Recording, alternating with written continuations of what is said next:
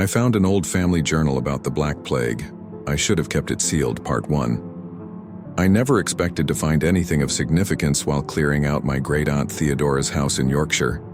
The elderly woman had lived alone for decades in the sprawling Victorian mansion, and after her passing at the age of 94, the task of sorting through her belongings fell to me. Most of her possessions were exactly what you'd expect: dusty furniture, outdated clothes, and box after box of faded photographs.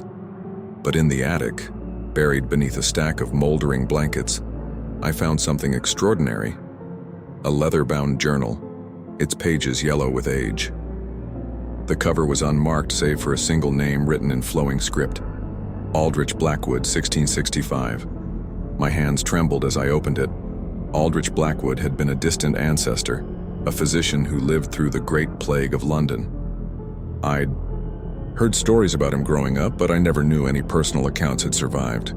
The pages were remarkably well preserved, though the ink had faded to a rusty brown in places. As I began to read, I realized with growing unease that this was no ordinary physician's diary. 8th of May, 1665, today, I witnessed something that defies all medical knowledge I possess. The plague has begun to spread through London's streets, as we all feared it would. But there is something different about this outbreak, something that fills me with a deep and gnawing dread. I was called to attend young Thomas Whitmore, son of the merchant on Bread Street.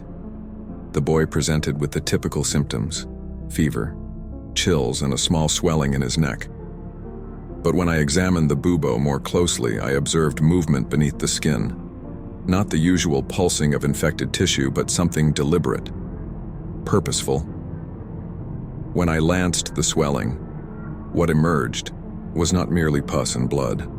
I shall document this precisely, though my hand shakes to write it.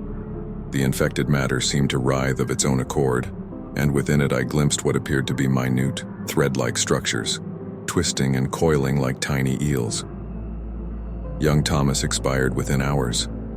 His father begged me to examine the body, convinced some curse had befallen his son. I agreed, though I now wish I hadn't. The boy's lymph nodes, when extracted, contained more of these strange fibers.